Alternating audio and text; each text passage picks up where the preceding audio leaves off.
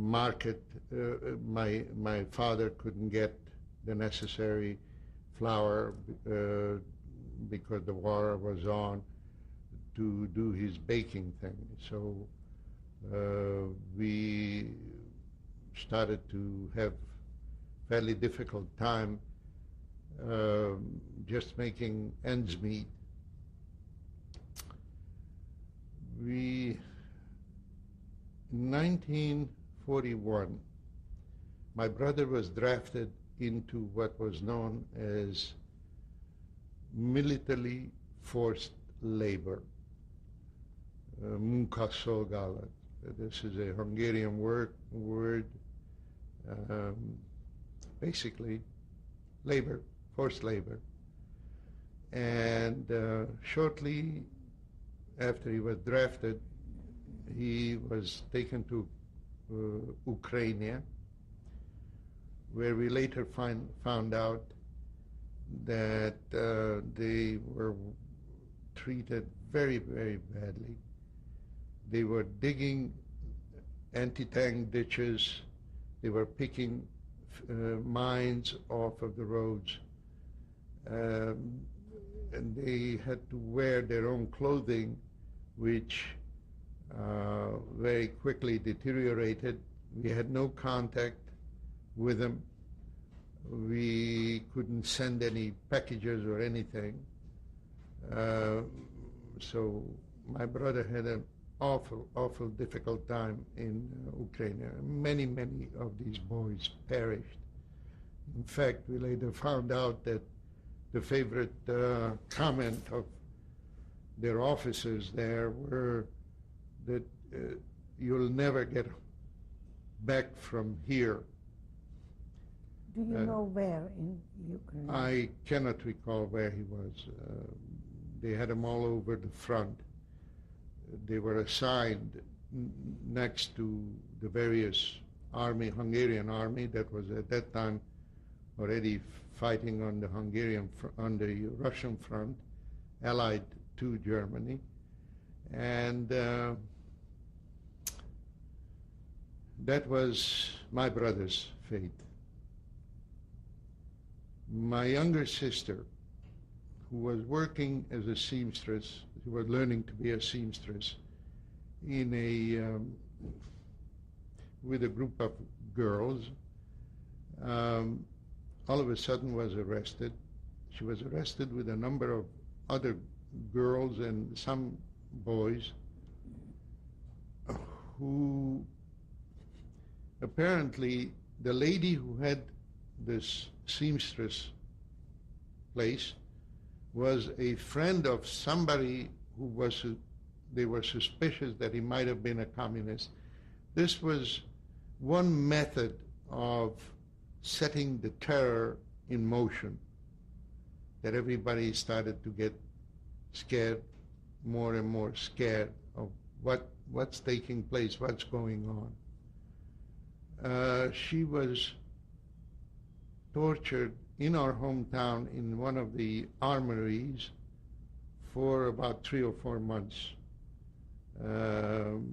As we later found out, they confessed to finally they confessed to anything that those people wanted to know. And so they were let out, and later on it was again brought up, and they were then convicted, and they were in jail for a while. Anyhow, that was what happened in 1941. Did you have any contact with her while she was in jail? No, we were able to go down, and I remember going with my mother and other people near the armory, about a mile distance from the armory. We could see them occasionally walking from one place to another. This much contact we had. But we later found out that the most vicious torture she was put through, they abused them in every which way that you can imagine. I don't even want to mention the things that we found out that they did to them. All right, that was 41. About that time, I became 13 and a half. Schools, Jewish schools of learning were completely closed. And what I did is go to learn a trade. And I was engaged as an apprentice to a cabinet making shop. And I was there for about a year, a little more than that. And the people who were working there became more and more anti-Semitic, and it became an impossible situation for me to continue to work there. In fact, because some kind of a contract was signed when an apprentice was taken on for 3 years or 4 years, the only way I could escape from it is I ran away to Budapest. It was in 1943. But during this interim, more and more restrictive laws had come out. Now, as I said, I was in Budapest for a while, and then I corresponded with my mother and my father about my situation and the situation in Nagybanyo. And at some point there, it was decided that I better come back home. How old were you? 14 and a half, thereabouts. As I said, again, my younger sister got arrested again. My older brother was in Ukraine. So not knowing what will happen with all the rumors going around and all the new restrictive laws going around, I came back to Nagybanyo. And shortly thereafter, the law of having to wear the yellow star came out. That was followed by restrictive movements. No travel, if I remember, was not allowed, and we couldn't go at night out in the street. As I said, more and more restrictive laws came out. Then somehow or other, we were notified that we will have to,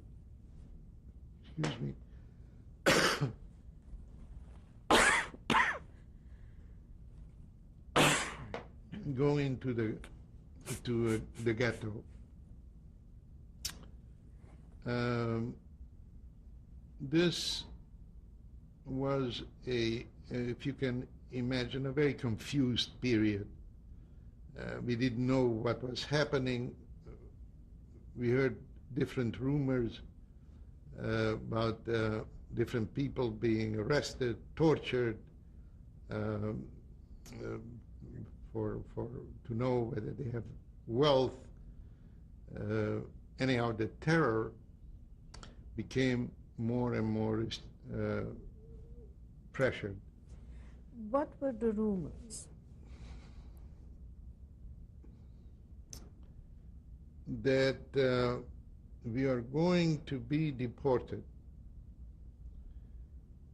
and we will be taken to some places where we will have to work in labor camps. I don't know exactly when we found out that women will be separated from men, but as I said, somewhere around the ironic May the 8th, which has always been a very peculiar week for me. I'll tell you a little later why the irony of May for some reason. I think it was May the 8th that we were taken to the ghetto First, we were told that we have to prepare some luggage that we can take along. And Let's go back for a minute. yes, What was the mood in the house and the discussions? the mood in the house. The mood in the house, in some strange way, more frequently than not, silence. There just wasn't anything that we could ask or tell each other. We just knew that things are bad. You have to visualize wearing a star, not being able to come or go. If you did go in the street, you had people shouting after you all kinds of abusive, Jew this, Jew that. Did you have a radio? Did you read newspapers? No. We didn't have a radio. A neighbor of ours had a radio. And of course, the usual trying to hear what's happening. We were listening to London by somebody staying at the corner and somebody else staying at the entrance of the gate and somebody else standing at the entrance of the house, because it was a very, very big crime to listen to either London or Moscow, the two countries that we were listening to for news, where we got the news in the Hungarian language. How about papers, newspapers? Newspapers had no meaning. The newspapers in that town, by that town, had totally anti-Semitic commentary with all kinds of caricatures about Jews, and it was nothing that you wanted to look at. Like I said, there was a fever, or anti-Semitic fever, that kept growing and growing and growing in that area. People that used to sit next to me in the classroom, with whom I played soccer, with whom I played in the fields, all of a sudden it became abusive. If I happened to run into one of them, or if they were two, they would beat me up. And I recall going home and complaining about it to my father. And he would just look up in the sky and he says, "I don't know what to tell you about this, son. Maybe God wants it this way, and maybe things will happen. God will help us out of this too." And that used to be his standard response to any of these events. So, when the day came to take you to the ghetto, what happened? How did that happen? I'll tell you. For about a year prior to that, I had some Angora rabbits. And, Angora wool was something very sought after, and that's how we managed to scrape up a living, by shearing the Angora rabbits and multiplying them. That was my preoccupation in 1944 and 43, beginning 44. When the ghetto came, going into the ghetto came, I told my mother suddenly, "Mom, I'm not going. I'm going up into the haystack." And that's what I did. I took my little sack and I hid in the haystack. So actually, I was not there. I don't even recall how my parents and my older sister was taken to the ghetto. In our town, as I told you, that people of military age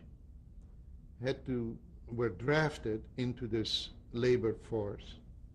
In our town was a major center for people to, for these draftees to assemble.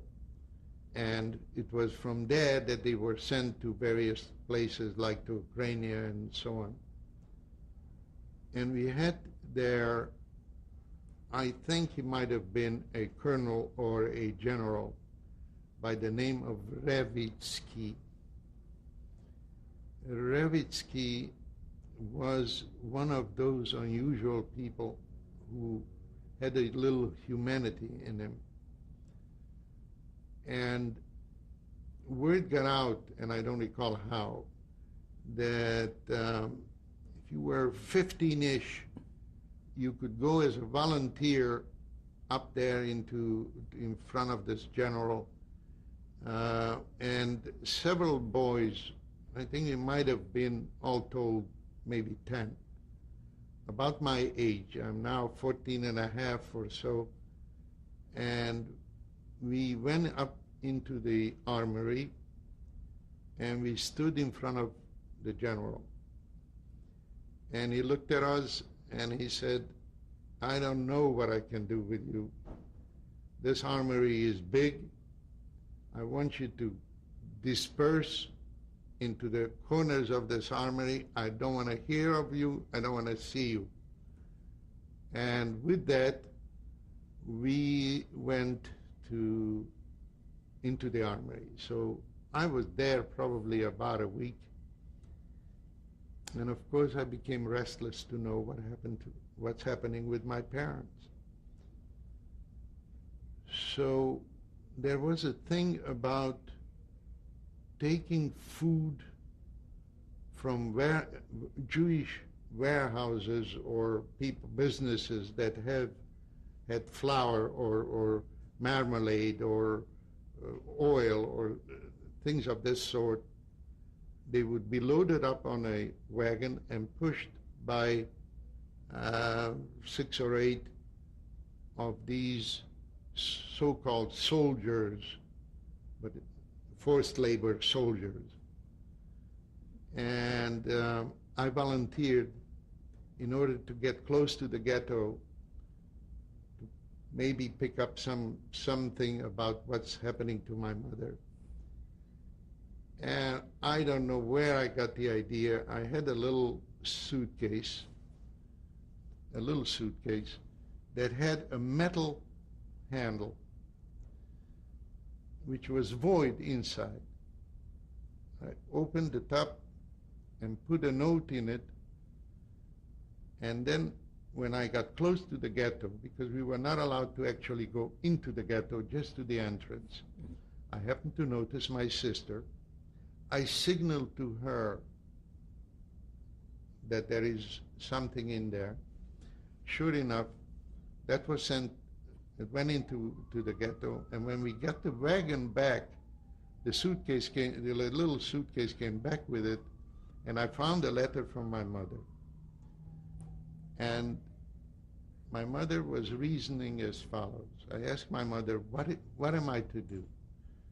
She was reasoning as follows. We knew already that wherever the ghetto will be deported to, men will work separately and women will be separately. At least that was the knowledge that we had at that time. My mother advised me thusly. Since my brother is in Ukraine, my younger sister, we didn't even know at that time where she was. So my older sister could be with my mother, and it behooves us, for me, to be with my father, who, even though he was physically well, still, to be alone or to be with somebody meant. And of course, for me, my mother's request was beyond questioning.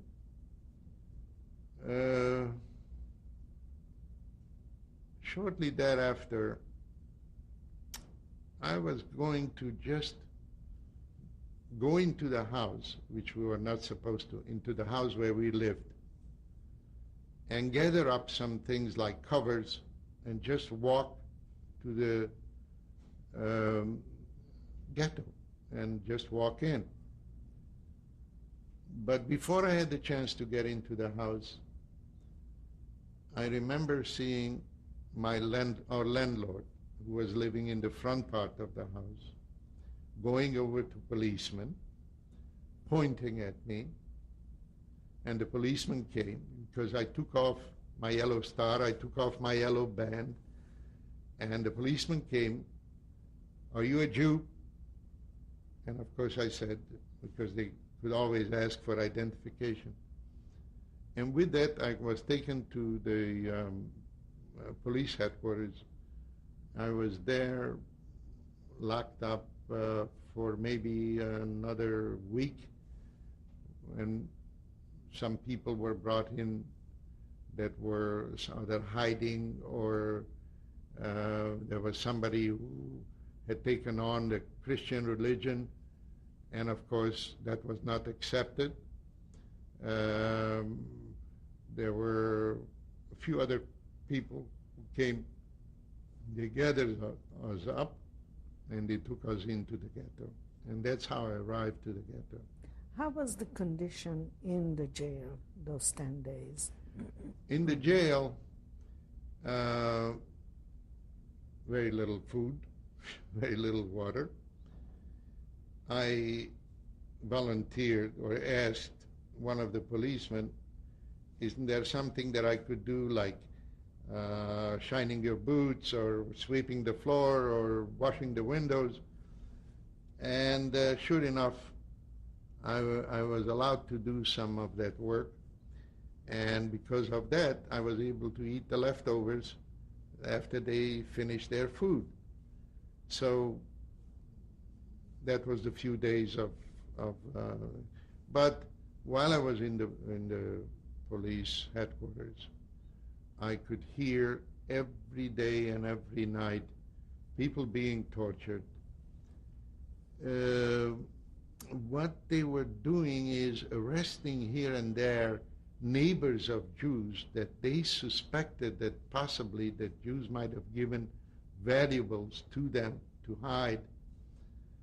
And so that noise of being beaten was continuously going on, and whatever else, which I don't even know why, but at night especially, you could hear the whole, in different rooms, being tortured all the time. That was my experience at the police in Nagybanya. And then I wound up in the ghetto, as I told you. And in the ghetto, they had the ghetto was a factory, a brick factory, that was not in use for some time. I've never been in that part of the city. It was outside of the city, and some lean-tos, some were made where people were sleeping. Some people had to sleep on outside. Some people had better facilities, but basically it was a very arduous situation. We were trying to look for things, whether to escape or not. We found a old sewer pipe. I was at that age a little devil. I was a very frisky kid, and I approached my father. "What do you think about the possibility of trying to escape?" And I recall his answer. He says, "I'm a sheep in this herd. I wouldn't know what to do without the people around me, these people around me. These are the people with whom I've lived all my life. Whatever happens to them will happen to me, and God will take care of us. That was my father's response. Can I ask you, while your father was in the ghetto, did he still pursue his religion? Of course. We were not allowed to pray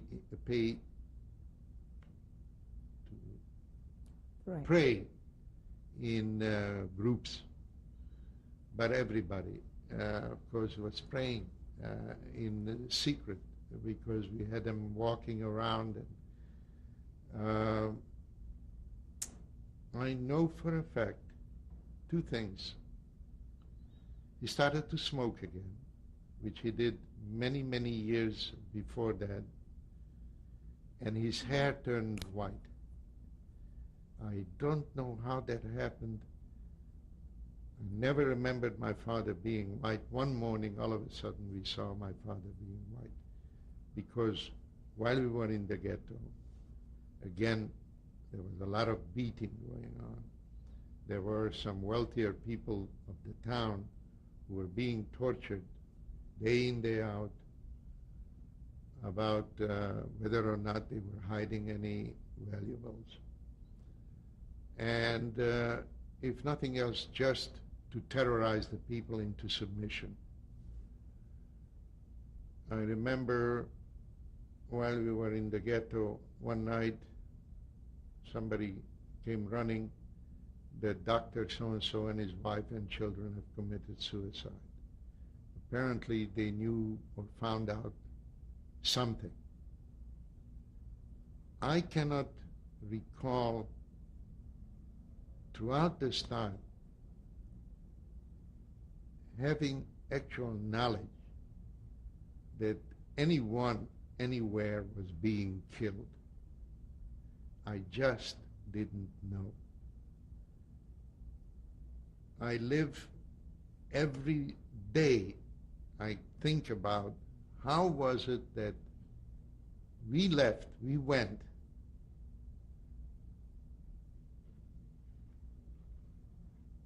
and this thing happened, the concentration camps. I mean, I keep wondering, didn't the rabbi hear it from somebody? Didn't somebody bring the news? I'm sure people had some kind of a contact in 43, 44. There must have been news coming from Poland, from Slovakia. Later we found out that all these people were annihilated. And I tell you, there is not one day that passes that I don't think about that question. How did all that happen? How did we go like cattle to a slaughterhouse? That's my everyday life. Do you remember whether your father took his talus and twinon with him? Now you asked a question which is most unusual, because my father, they had talus and twinon hidden in different places. Like I said, it was not allowed to be used. If somebody had a very dark corner, they would pray. But my father, when we got deported, carried with him a small Sefer Torah.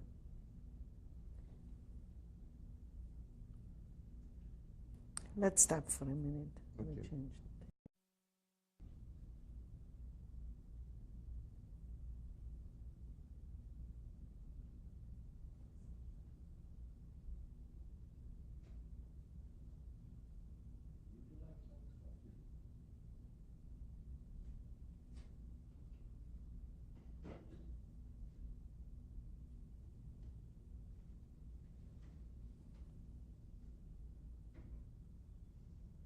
So I asked you whether you know whether your father had his talus and twinon with him.